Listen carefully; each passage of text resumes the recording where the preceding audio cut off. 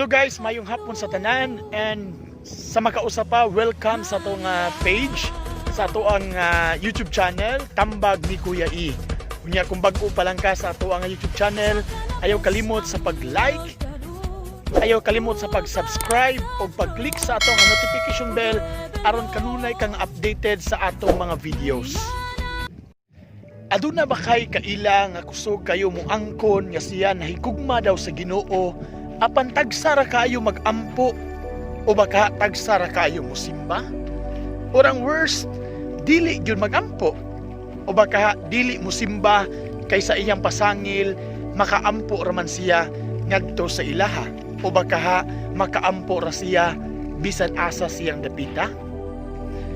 O baka basin ikaw mismo mao'y tigamit kayo ni ining maong linyaha? O igsuon, come on.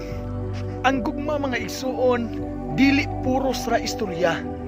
Ang gugma na kinahanglan nga muhatag kita og panahon.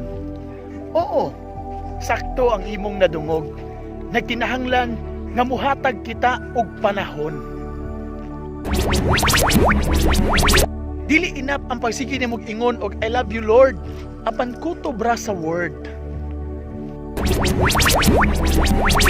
Dili ba kung i-relate nato sa relasyon diha sa tao nga mas okeyhan pa ta nga walay I love you hay basta ang importante iyang ipa-feel nimo nga nag-care siya kanunay? Mausab ka na ang gugma sa Ginoo mga bay. Maong bay, kung ang gugma nimo sa Ginoo tinud-anay, matag Domingo, simba kanunay. Kung mahimo, kada adlaw bay.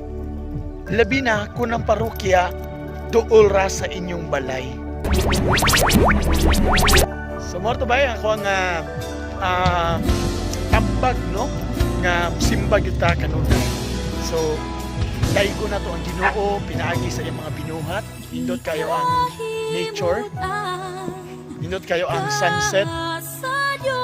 So ato nga daigo ng Ginoo, walay rason nga dili ta nga mo muhatag og pagdaig sa Ginoo.